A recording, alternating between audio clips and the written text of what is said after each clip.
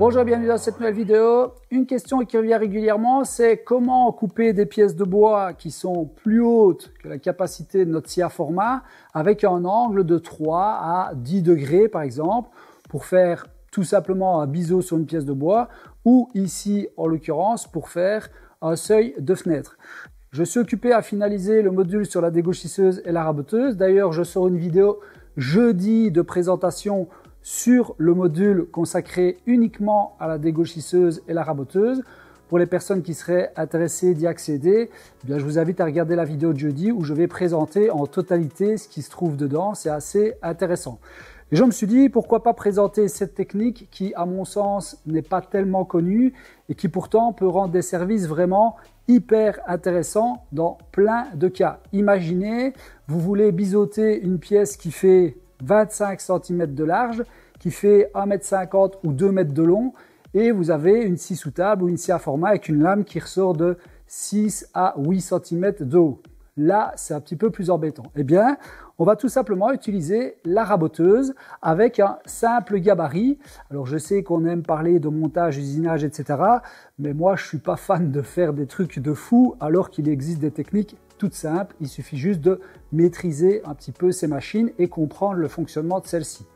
Alors, qu'est-ce qu'on a besoin pour faire ce fameux montage usinage? On a besoin d'une planche de contreplaqué ou d'aggloméré propre, c'est-à-dire qu'elle doit être parfaitement parallèle et lisse. Pourquoi? Parce que lorsque le rouleau entraîneur va entraîner notre pièce de bois, il va presser sur notre pièce de bois et donc presser également sur notre gabarit. Et donc, si la planche est légèrement voilée, eh bien, on va avoir un voilage également ou des bosses, voire des vagues sur la pièce de bois qu'on va passer à la raboteuse. Cette planche, il faudra qu'elle ait au moins la même longueur que la pièce de bois que l'on veut biseauter. Et on va venir installer une butée sur l'arrière du gabarit. La butée, elle doit être également parfaitement corroyée et on va la mettre parfaitement perpendiculaire par rapport au côté de notre gabarit. Pourquoi? Parce que notre pièce de bois doit venir s'appuyer contre et on doit s'assurer qu'elle soit dans le même plan que notre gabarit. Notre planche à biseauter, elle sera également corroyée et on aura coupé les deux bouts à 90 degrés. Ensuite, on va devoir déterminer le biseau que l'on souhaite réaliser. Moi, dans ce cas-ci, par exemple, j'ai voulu faire un seuil de fenêtre comme exemple. Et donc, je me suis laissé une bande de 6 cm qui est matérialisée ici par un trait de bic. Et je vais poser mon châssis dessus. Ensuite, j'ai voulu faire un biseau qui part donc de ce trait de bic sur l'avant de mon seuil, donc sur le nez du seuil, qui se situe 6 mm plus bas.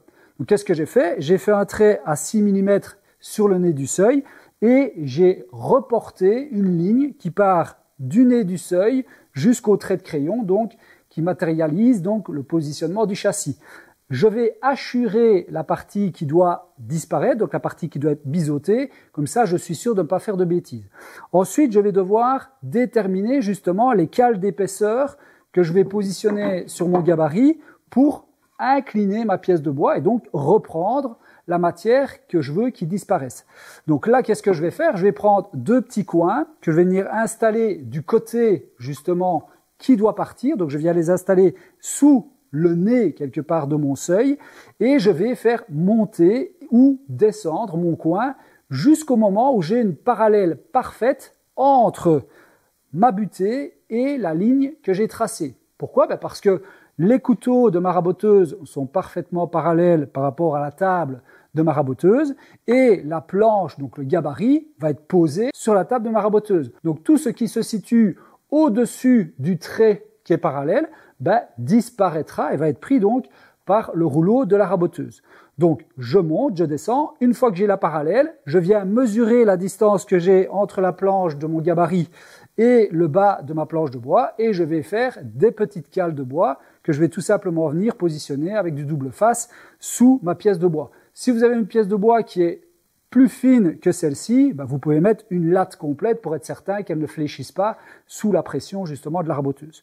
Une fois que c'est fait, vous venez positionner votre pièce de bois contre votre butée et bien aligné aux petites cales que vous venez d'installer, avec du double face par exemple. Vous pouvez les visser, mais généralement elles sont très fines, elles ont tendance à fondre. Et puis, vous venez prendre votre pièce de bois, Vous la positionnez sur la table de la raboteuse, vous remontez la table de la raboteuse pour venir en contact avec la pièce de bois et vous relevez la mesure que vous avez soit sur le volant de votre raboteuse, soit si c'est des chiffres numériques ou une latte de graduation, et vous allez la noter. Donc moi ici, par exemple, j'ai 75 mm et comme je l'ai dit, je veux reprendre 6 mm. Donc je redescends la table, je récupère ma pièce et mon gabarit et je viens installer mon réglage à 73 mm, c'est-à-dire 2 mm plus bas que la mesure initiale pour reprendre 2 mm.